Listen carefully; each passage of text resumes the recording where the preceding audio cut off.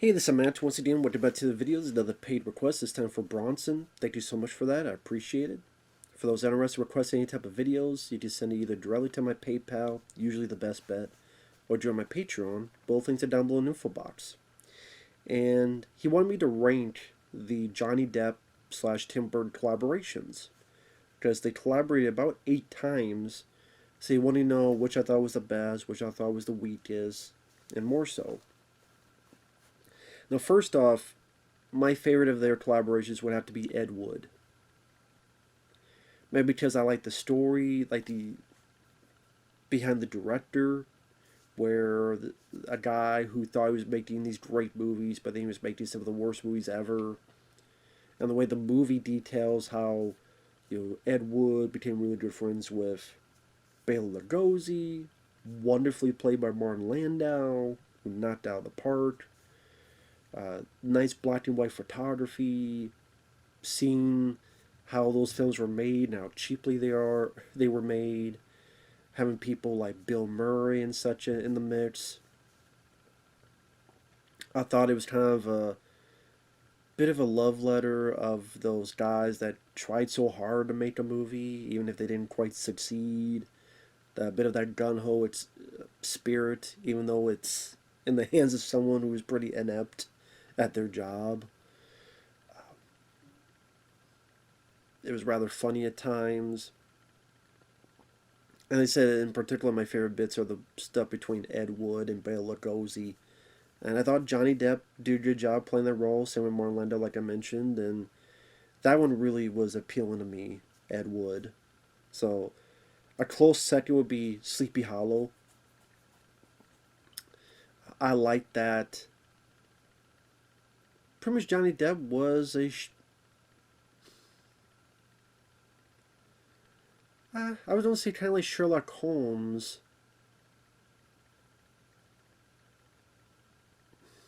but I guess not. Well, I mean, he's an investigator, but more about science and stuff, and not worried about superstitions. Using the technology he has at the time to study the evidence, kind of like how our CSI type of thing would do it nowadays. Amongst this town where they're much more the old-fashioned superstitions. And you got Christina Ricci, you got Christopher Walken, you got Michael Goff, Alfred from the original Batman and Batman Returns movies. Casper Van Dien, I always forget that he's in it. It's just some nice bloody moments where people get their heads chopped off. Of course, just the Headless Horseman. Johnny Depp's character, there's a bit of a backstory, bit of a tragic backstory, well, why he's a bit iffy on blood and stuff. So there's some nice set pieces, including the whole windmill on fire sequence where they have to escape with their lives intact. That was another pretty stellar collaboration between the two. I would say that's the two best ones, and that's actually two of my favorite Tim Burton movies in general. I would say if I did a top five, those two along with Batman '89, Batman Returns, and Beetlejuice, that'd probably be the top five. After that, number three, I put Edward Scissorhands. I don't love it as much as other people do, but I do like it. It does have some very nice art style. It was nice to see Vincent Price. Won a lot, probably the last thing he did before he passed away. You got Winona Ryder in the film. You got, I think, Anthony Michael Hall playing a prick in the film. Decent enough love story. Ends on kind of a sad note where, his whole role was to venture out, but I realized he wasn't there, and then he pretty much just went back in. So at least when he went back home, I guess at least he's a little bit happier because at least he knows there's a few people out there who gives a shit about him, and that's why he's doing all the snow at the end. It's been a while since I've seen it, so I don't remember a lot of the details behind the movie, but I do remember liking the look of Johnny Depp's character with all the scissors and stuff. I just remember more about him cutting hair and doing the lawn, the I forget what that's called. When we made animals out of those bushes, the topiary, is it? I forget the name of it, but like that's what I remember most about it. Um, remember Diane Keaton being pretty. No, it's not Diane Keaton. It's no, it's not her. What's her name? Damn it! Is it the mom from? It's not Diane Keaton. It's I think it's the mom from the Lost Boys. Can't believe I forgot her name. I'll look it up because it'll bother me if I don't. But so yeah, I don't remember a whole lot of details, but I do remember that being a decent film. So while this turns on, number four, I'll probably say The Corpse Bride. I remember that being inoffensive, decent. Uh, I like the animation style. That's like Nightmare Before Christmas. I would say I like Nightmare Before Christmas more, but I do like that stop motion style. And yeah, I remember not being too shabby of a movie, but at the same time, I've only seen it once. And that was a while ago, so I don't have a lot of strong memories about the movie, but I don't remember hating the film. And I don't remember having that many issues with it.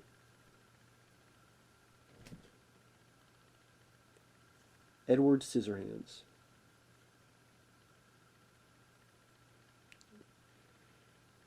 That way. Oh, shut up. I say Edward Scissorhands and it's talking about Alan Arkin on CBS News. Fucking phone, man. What is it with these phones? Like, you say something and it doesn't want to do what the fuck. I know Alan Arkin's in the movie, but the first thing that pops up is Alan Arkin. Not Johnny Depp, not Tim Burton. Diane Wiest. That was her name. Diane Wiest.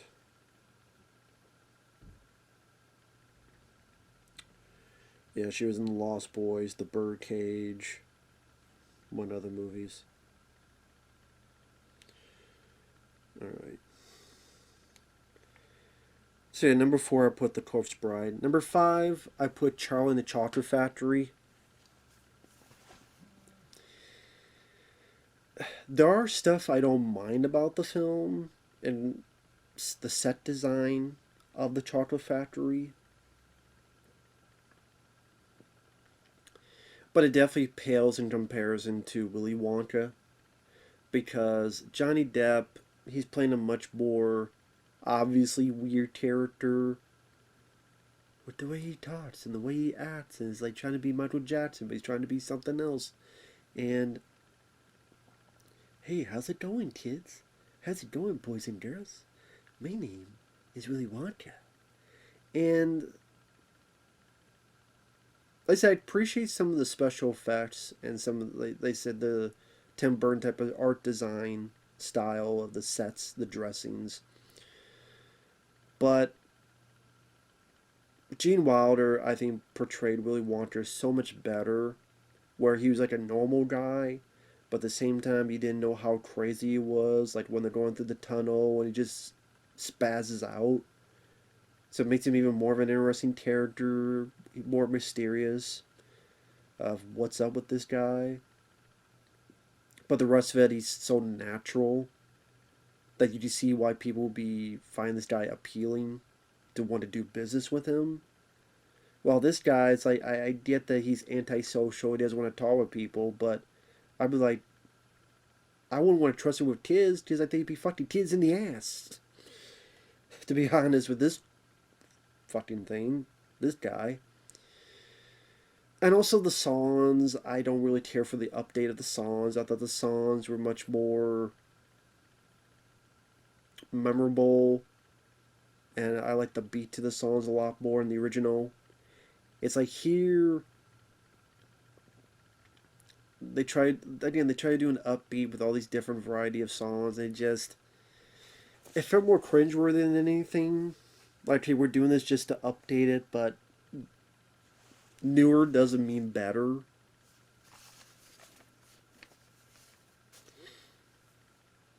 Like the simple oompa loompa doopa doo doo, and then they changed the that just it's more catchy.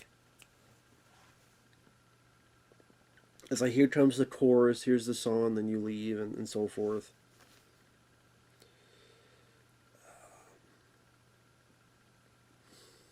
So that I have issues with it.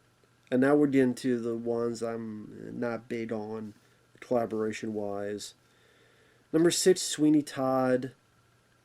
I'm not a big musical guy. I don't know if Johnny Depp is really the best guy to have at the forefront of your musical either way. I mean, I get the story and what it's based on, and the Demon of Barber Street, all that stuff. But I just remember just. I'm sorry I'm being hazy on this, because a lot of these movies, like, if I don't like them, I just forget about them. I don't really let them stay in my brain.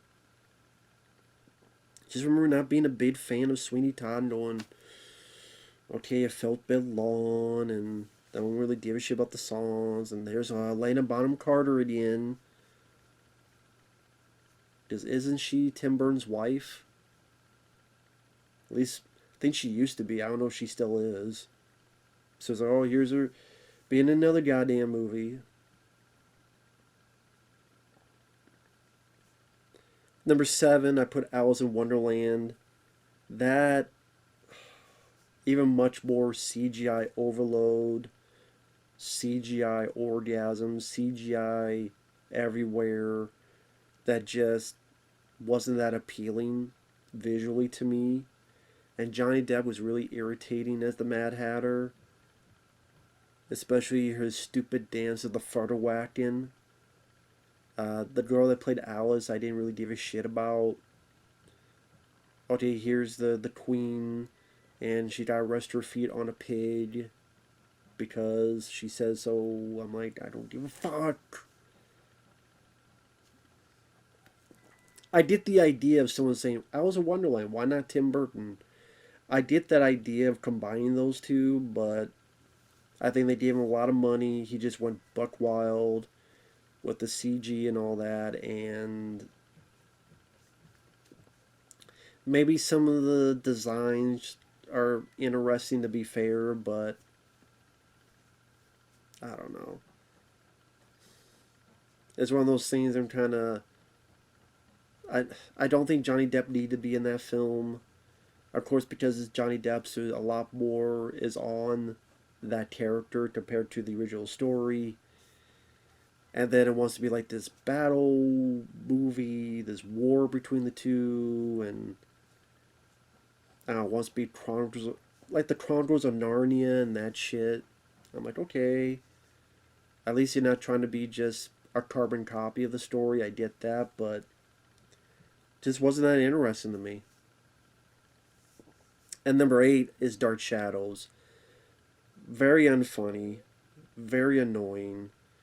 Johnny Depp playing this guy who's cursed to be a vampire. He wakes up, it's 1972. So you have a lot of jokes about a guy not understanding what a TV is, not understanding what this and that is. Stuff I've seen many, many times in fish out of water stories that I don't think were that original or that clever. I felt like the story just dragged and didn't really have a focus on what it was driving towards and what it wanted to be. It wants to be comedic, but then it wants to be this and that. And I'd never seen Dark Shadows.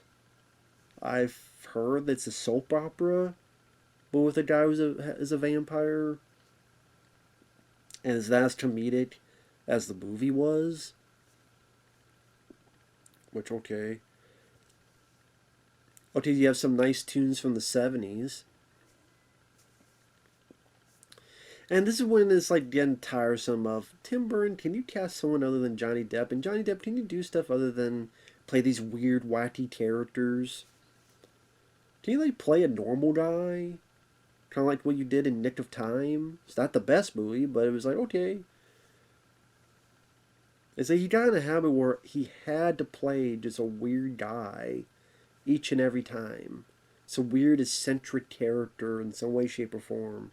Whether it be Jack Sparrow in the Pirates of the Caribbean movies or in the movies he did with Tim Burton, among other stuff.